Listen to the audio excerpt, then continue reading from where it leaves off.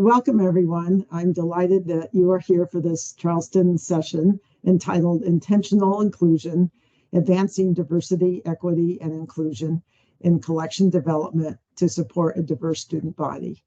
I am Susan Bokern, Vice President of Product Management at ProQuest. For the past 13 years, I have been responsible for the team who develops and manages the collections portfolio that supports diverse perspectives on DEI subjects used in teaching, learning, and scholarship. This session's topic is important to me and to ProQuest, which has been a leader in fostering intentional inclusion of DEI materials for decades through our vast offering of primary sources representing diverse voices in social sciences, history, and humanities disciplines. Today, I'm honored to be the moderator of a distinguished panel of librarians. This panel session will focus on the significance of diversity, equity, and inclusion in libraries, with a special emphasis on how library collections support the university's DEI mission and goals. Our focus is on intentional collection development approaches for DEI initiatives, as well as to provide insights on opportunities and challenges that librarians face in formulating and implementing their DEI policies. We will also examine the collaborative role that librarians play in supporting faculty to effectively incorporate DEI materials and concepts in the classroom, and the critical connection between DEI and teaching and learning, emphasizing the benefits of offering diverse and inclusive collections for educational experiences and equitable access to them. As our audience is aware, the role of librarians and the purpose of the library itself is evolving. Librarians are being asked to support an inclusive and accessible environment where every student can thrive. They're being tasked with curating resources specifically focused on DEI topics, and they're responsible for providing easily discoverable content that represents a diverse range of voices in order to support general curricula and degree programs, and all while aligning their practices and services to ever-changing requirements and expectations, influences from both inside and outside the academic environment, including budget management. It's a big task, and I am absolutely positive that they're up to fulfilling it. In this session, you will hear from Beth Blanton, Director of Collections at the University of Virginia, a large public research academic institution in Charlottesville, Virginia, founded in 1819 with 17,000 undergraduate students plus 8,000 grad students. Lisa Johnson, Director of Library Services at Eckerd College, a small private liberal arts college in St. Petersburg, Florida, established in 1958 with 2,000 students. And Matthew Roberts in a new position as Director of the Center for Teaching and Learning at the School of the Art Institute of Chicago, internationally regarded as one of the top fine arts colleges with about 7,000 students. And I'll add that Matthew was formerly assistant professor and literature and languages librarian at the University of Illinois at Urbana-Champaign, where he had faculty appointments in the university library and the Unit for Criticism and Interpretive Theory. The University of Illinois is a large public land-grant ARL with 95,000 students and a member of the Big Ten. So as you can see from our panelists, each represents institutions that vary greatly in size and in purpose. And we emphasize this to underscore that there's no one size that fits all solution. Intentional inclusion means different things for different institutions. Therefore, you will hear a variety of perspectives. In this session, we hope to have a conversational discussion in which I will be asking questions to Beth, Lisa, and Matthew. And this session is also intended to encourage your questions as well. And Charleston has provided us a brief opportunity for live Q&A.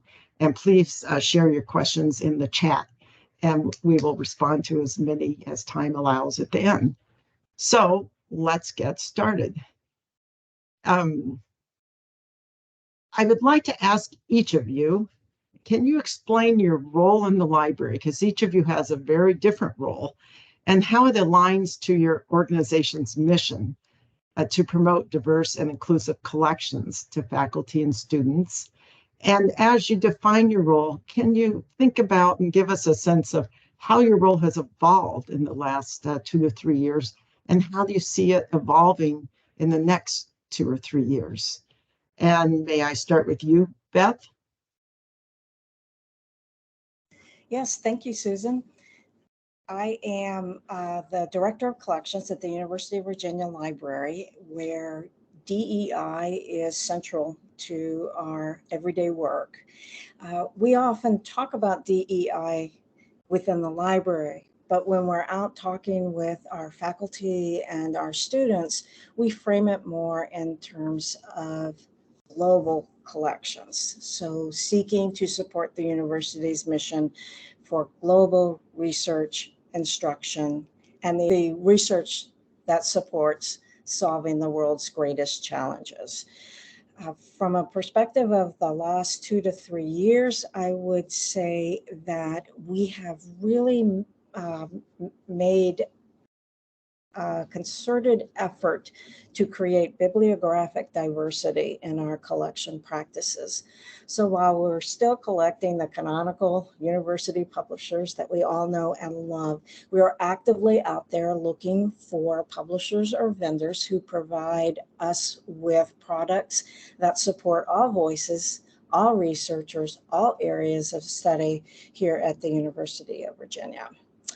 As I look forward to the next 2 to 3 years, no library ever gets very far from saying, well, the budget always impacts us and what we're able to do. But I think what we're beginning to see now with even greater importance is looking at our vendors and evaluating them from the perspective of sustainability, from the perspective of how they approach DEI issues, and their ability to help us find the materials which support those voices which may not have been elevated in previous collection endeavors. Can you tell us, when you look at that global research framework, what kind of, who is involved in making the decisions about what subjects, and what does that include or not include, and how does that align to curriculum? That's a great question. This is something we do already. We're a large research library and we are collecting broadly and widely across the world. But some of the things that we do, of course, is act in concert with our subject liaisons. We want to know what they know. What new faculty are arriving? What are those faculty studying? Where are they published? What resources are they used to using? What is new to the university? In addition, it would be my team, we're always looking to understand the interdisciplinary work that's going on, cross departments or cross teaching initiatives, because that's where we often see new ideas bubbling up. That's often where we see where we need to predict where the university may be going next in terms of its teaching and research output. Thanks, Beth. And now we'll contrast that to a much smaller institution and size school with Eckerd College. And Lisa, what is your perspective and some of your role in the library? And that's really a library services, and your role in interacting with students and faculty, and also how it aligns with your mission, to promote diverse and inclusive collections. Okay, thank you, Susan. First of all, a little tiny bit about the institution. It's a young institution, Eckerd is. It was founded in 1958 by, and I quote, some radical Presbyterian ministers who wanted to have more integrated colleges in the state of Florida. And it remains kind of a radical, we call it a hippie school. It's very student-centered because we have just at 2,000 students. It's all undergraduate, it's residential. And so the library has two roles. We are their undergraduate library for their research, their coursework, and we're also their public library, since they all live here. Again, very, very student-centered, as is the library. And so as for acquisitions, for example, I'm on the collections team. I've got a whole hat rack in my office. And both the collection development policy and the mission statement of the library and the college include language that promotes inclusive collections and spaces. They redid the college strategic plan several years ago, and it's done in pillars. There are 3, and it emphasizes something that the college is calling inclusive excellence, and that is diversity, equity, inclusion, and belonging. And the college has committed to creating a culture of this sense of belonging. We're emphasizing things like cultural competence / humility, both in collections and in teaching. We want to challenge stereotypes and advance the understanding across differences through interdisciplinary programs and interdisciplinary collecting, really.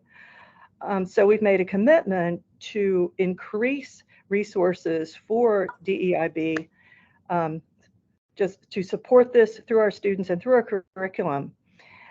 And the collections are, as several of my colleagues said, physical evidence of the library's support. However, that's not enough.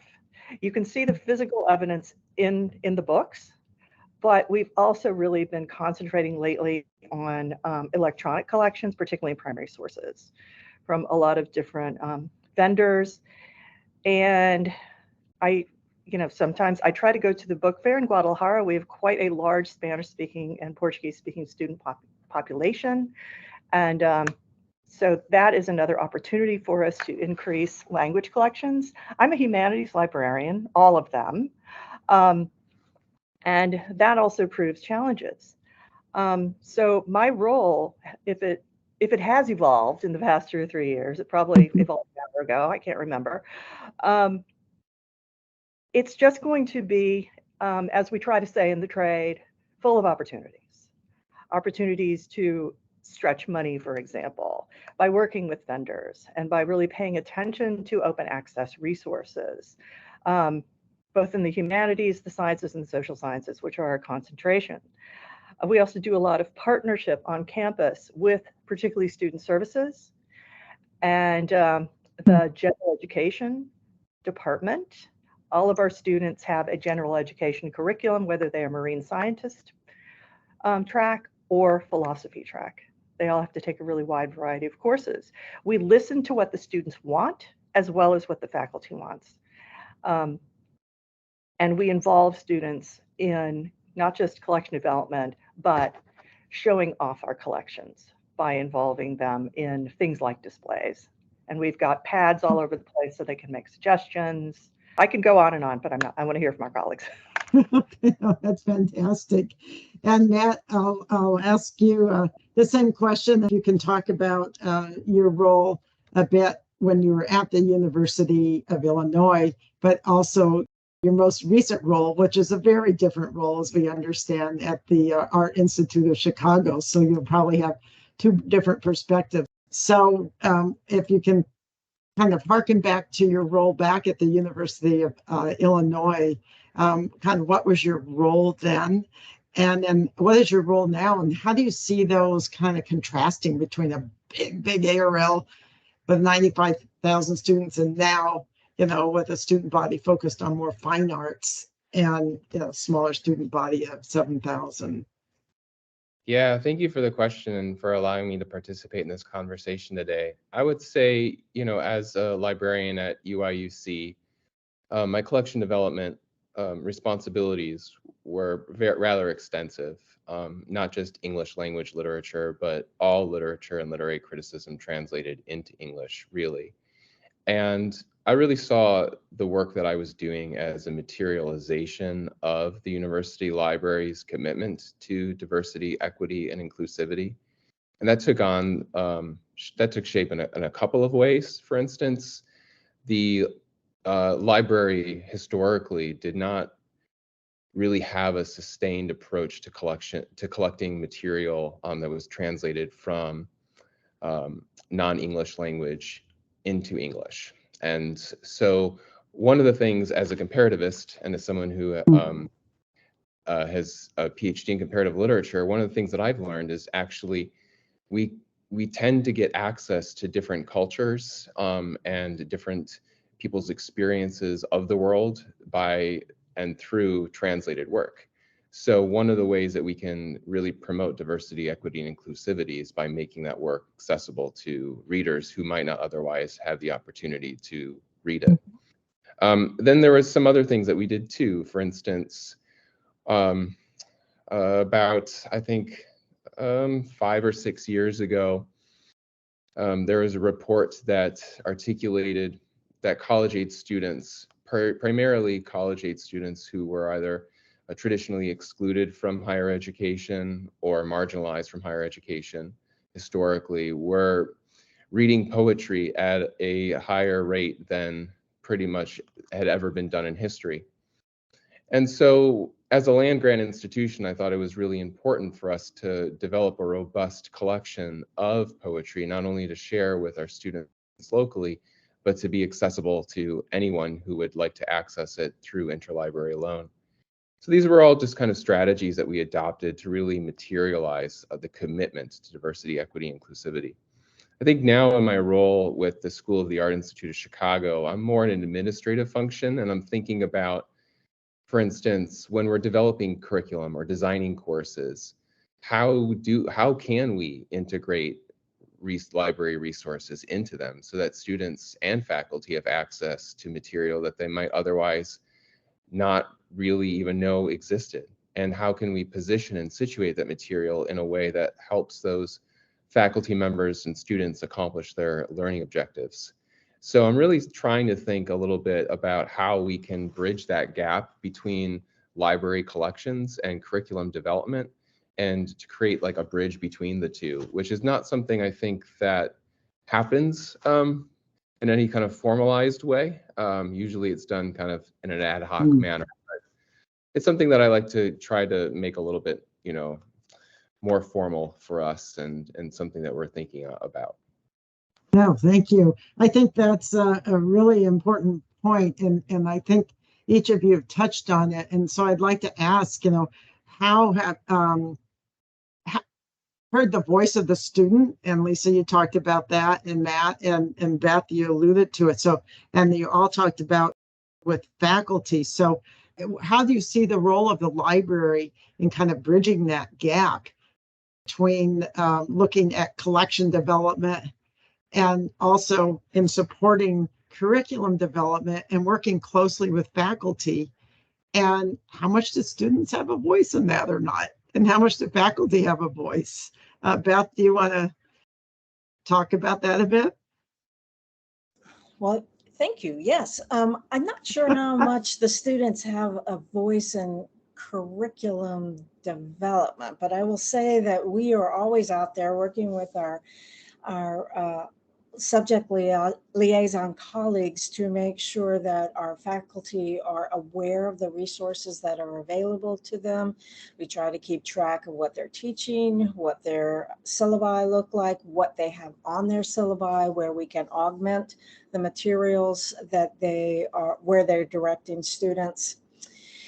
From the perspective of involving students, though, we run several different programs here to try to get their input.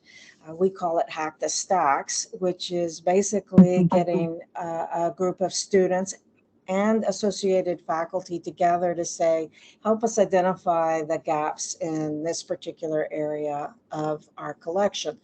So we have done things related to, Black queer feminism, Afrofuturism, disability studies. So we try to both take faculty and students at the same time and bring them together to try to help us augment our collections in a way that's meaningful for them. Oh, interesting. Lisa, in terms of some of and you've mentioned, humanities, but also some of the sciences and environmental sciences, et cetera, that you have on campus, and the student involvement and with faculty. How do you then bridge that, that gap and make it more inclusive across and get their input? We have an old-fashioned liaison program. There are 5 librarians, including myself, and we all belong to something called a collegium, minus humanities. And the collegia work with their librarians, not really in developing curriculum per se, but it's all supporting it and making suggestions for materials to teach these classes. The students, as Beth was saying, they are involved, but not as curriculum builders. Yes. They can have an influence over the collection. They can suggest books to as many faculty as they wish, and sometimes they even listen and will have me add a book on a topic that came up. But it's, so far as bridging the gap, we have a general education requirement. And so those students who are majoring in environmental sciences, which is one of our top 4 majors. I mean, we are ground zero for environmental issues. They all will take a couple of history classes. In fact, an environmental history of the United States class is required of them. Hence, we get a chance to feature in our library instruction underrepresented groups who were in the field, who had influence on, say, state national parks, use of primary sources, et cetera. And we count on our student clubs to let us know what is popular with them, what are their goals, can we help in any way, even just providing them a reading list or putting together a list of our top 5 picks in whatever topic.